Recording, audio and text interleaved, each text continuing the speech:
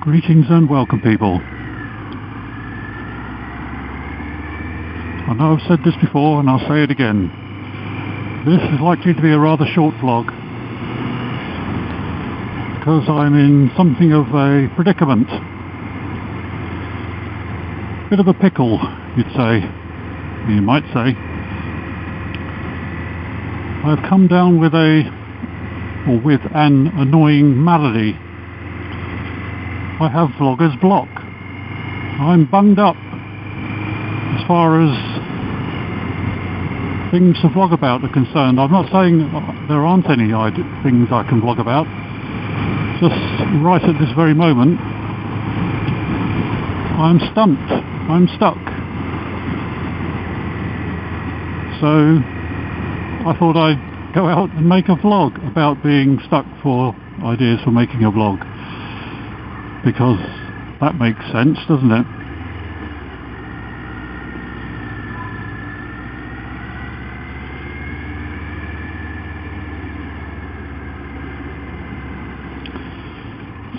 So here we are, just a little bimbalette, because that's something else I just made up.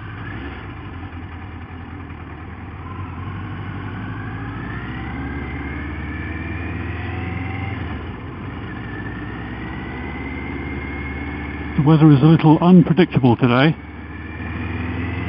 so I'm not entirely sure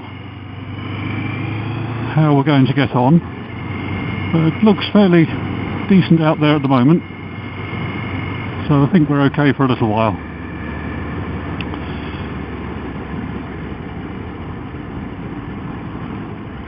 Now, is that me making that strange noise, or is that oh, around the outside. Buffalo girls.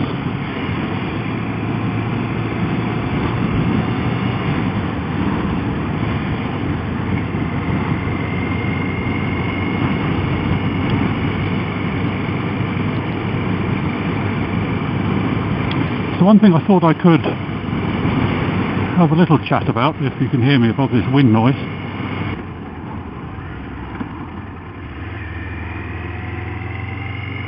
Oh great. Traffic. My next video, if I can get around to shooting it, is unlikely to be a riding one. It'll be a little at-home one where I video or record me attempting to rectify the lens cover issue with my previous helmet camera.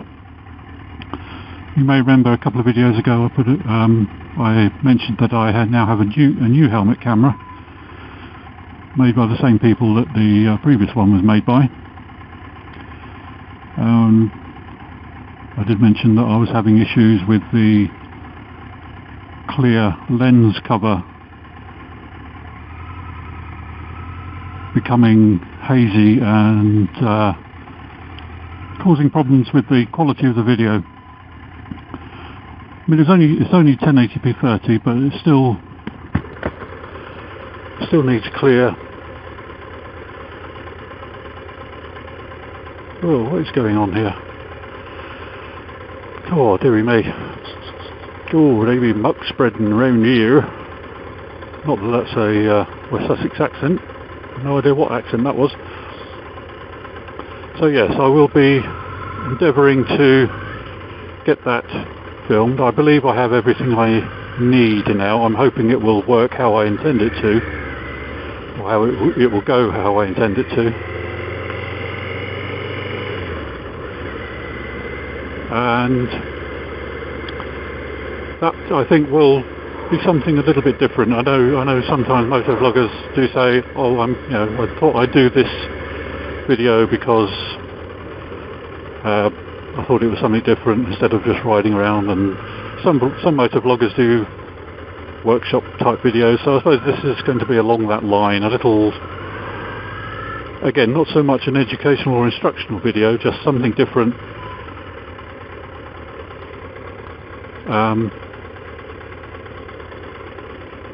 So I can't imagine that many people out there have got a helmet camera of the same make and model as the one I'll be working on, so it's not exactly going to come in handy for lots of people to fix their helmet cameras if they've had the same problem I've had. I did read a review of somebody who bought that model of camera before I bought mine, and he said he dropped it, his came off, well, he didn't drop it, it fell off of his crash helmet for whatever reason, and the part of my camera that is giving me problems on his camera became scratched, and he did contact the manufacturer about trying to get it fixed, and they were spectacularly unhelpful about it. They said, no, you'll have to send the camera back to us, we will assess how much the repairs are going to cost, and if you decide not to go ahead with the repairs, we're going to charge you X amount, I can't remember what it was, but it was tens of pounds, just for the privilege of having had us look at the issue, which he was perfectly able to identify anyway. This is a scratch on the lens cover. Now the ironic thing is that the lens cover just unscrews.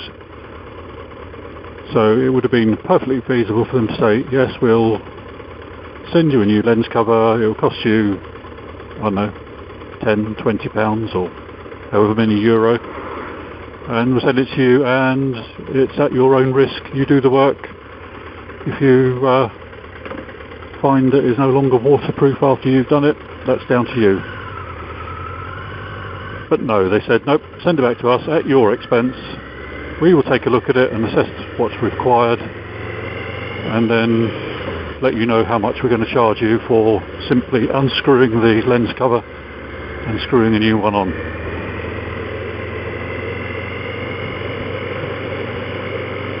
So I thought that was rather unhelpful of them. Oh dear, I'm on the wrong side of the road to stop, sorry.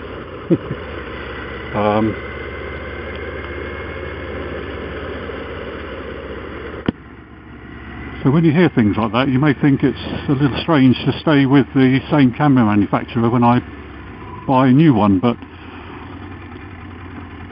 once I got round the little niggles and foibles of the camera, I was getting to quite like it.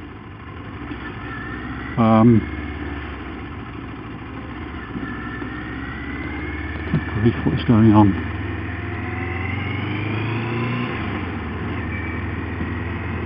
Light back there, or is it round here? I've no idea.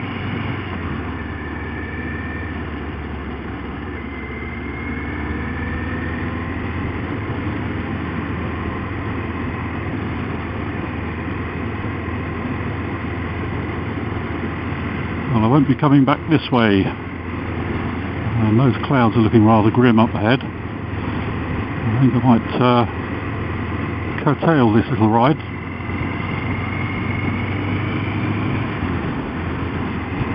Looks okay out that way.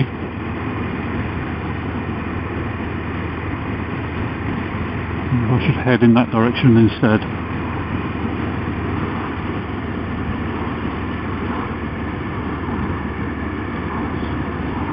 So there we are. Yes, a little heads up that the next video will not be an on-bike video, but it will be slightly related to motovlogging in that it is me hacking about with my previous helmet camera. Hoping it might be a bit of fun, if not just from the the suspense of wondering whether I'm going to completely and utterly bugger the whole thing up, render it unusable, or whether I'm going to take the end of my finger off with a power tool. So it could be quite interesting from that regard.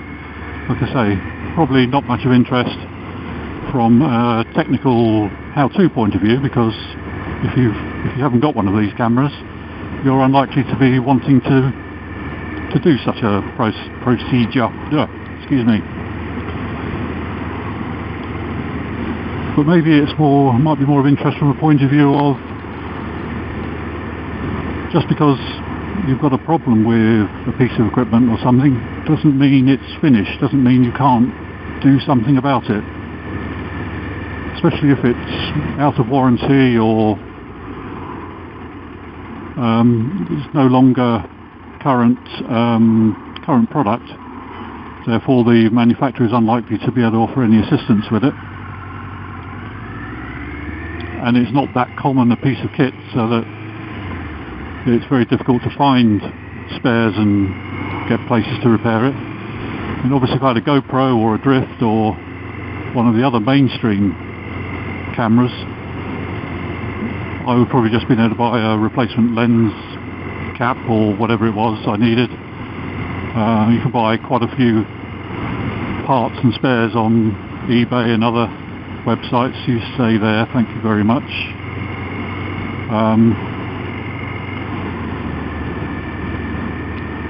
But of course it's not one of the mainstream cameras, it's a little known camera. So there we are, a little run out, little ride round. Haven't been out on the bike for 2 or 3 weeks. As I say, partly because I couldn't think of anything to make a vlog about, a serious vlog, and you stay there, thank you. And also because we were busy celebrating, my wife and I busy celebrating our Ruby wedding anniversary. Yes, 40 years.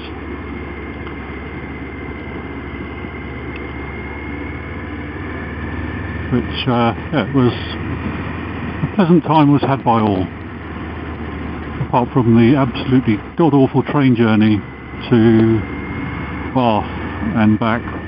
We decided to go back to Bath for a short break to check out the places we'd been on honeymoon. So 40 years ago we went there, and so we thought we'd go back. And I have to say, no thanks at all to Great Western Railways. Absolutely bloody awful, excuse my language. And they might turn around and say, well, there was industrial action, so it wasn't all our fault. And there's probably an element of truth to that, but I would say that you knew the industrial action was going to happen. You knew there would be disruption in the period following the industrial action, and that the people taking industrial action were probably likely to do other things to disrupt services, like calling in sick at the last minute. So why did you not have extra staff on standby, and why did you not make trains longer to account for the cancelled services when somebody did phone in sick? We were waiting at a station for a train. We had booked seats on that train, and 5 minutes before it was due in, came up cancelled due to lack of staff. Basically somebody had phoned in sick, so they couldn't run the train. And that was a 3-carriage train. So we had to sit and wait for the next train. Basically our seat bookings are now no longer any good, because obviously the next train wasn't the one we were booked on. So bear in mind, we were waiting for a 3-carriage train. What turns up an hour later? A 2-carriage train. So not only was this train supposed to accommodate all of the people that were displaced from the cancelled service,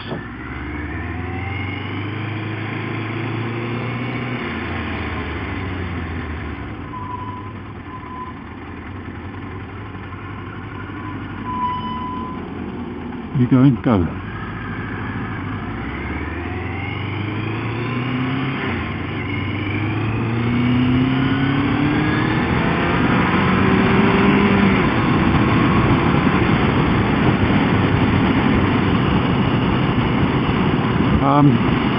Yeah, so not only was this second train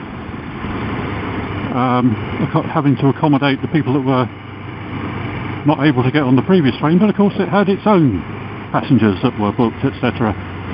So that was massively oversubscribed on quite a warm day,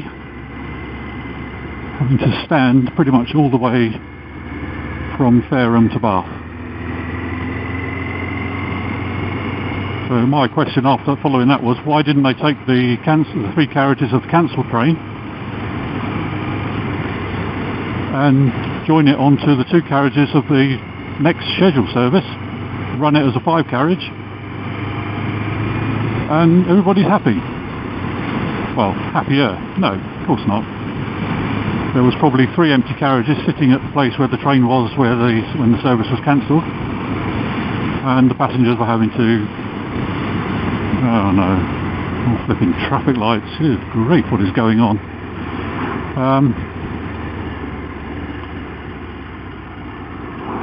So yeah, thank you Great Western Railway. And strangely enough, we had exactly the same scenario coming home.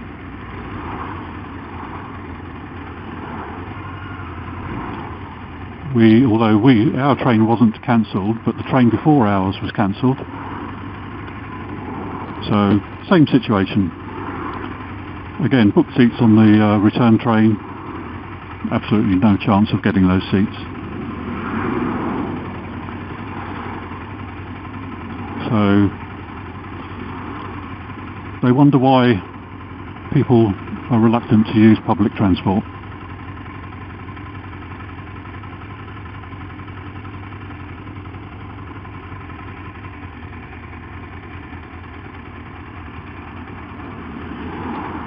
Are we going? Or are we going?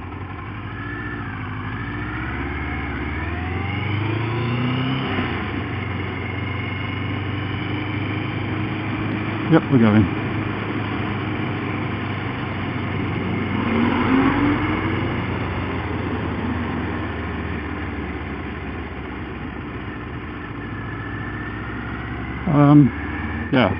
Yeah, use public transport, guys. You'll end up standing for 2 hours in conditions that it's actually illegal to transport livestock in, and you'll pay for the privilege. So, far from wanting to use public transport, the next time we're going to go by car. Ouch, I've got a cramp in my hip. I definitely am not coming back this way.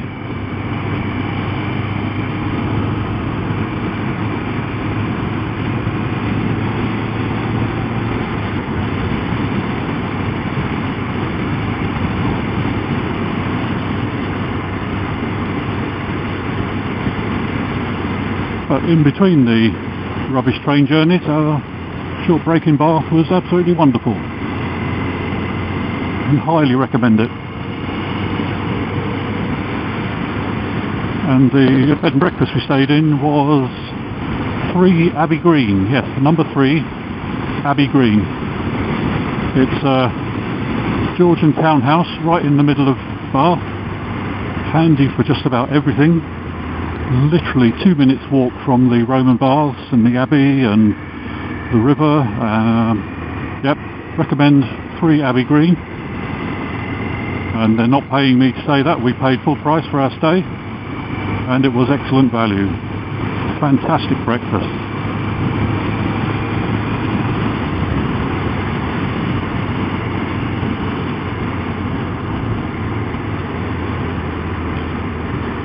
Oh, just one more thing I was going to say. This ride was supposed to test out my new summer bike jacket. I've been after getting a mesh ventilated jacket for some weeks, especially with the hot weather we've had. So as an anniversary present, I know it's our Ruby anniversary, so I didn't really want anything red because I'm just not big into wearing red. And the bike's blue anyway. Yeah, thanks very much, mate. Yeah, didn't want sort of any red ties or shoes or anything like that. So she got me a ventilated jacket, and I've been hoping for a chance to get out and test it. Now, of course, since I've got the mesh ventilated jacket, the temperatures have dropped considerably, and it is quite a lot cooler today than it has been for some weeks. So I'm not wearing my new jacket. I would be very chilly by now if I had been wearing the ventilated jacket, because it is quite cool. I've got my ventilated gloves on, and my hands are getting quite cool now. So I'm going to go and head for home. getting on towards lunchtime, and hopefully see you. Well, you won't. I won't see you, but hopefully you'll see another video from me in about a week, I think. I'm planning on doing the camera repair. Oh, blimey, it's like being thumped in the chest. Oh dear, excuse me. But yeah, I'm hoping to do the camera repair sometime within the next week, and so hopefully get that uploaded before the end of next week.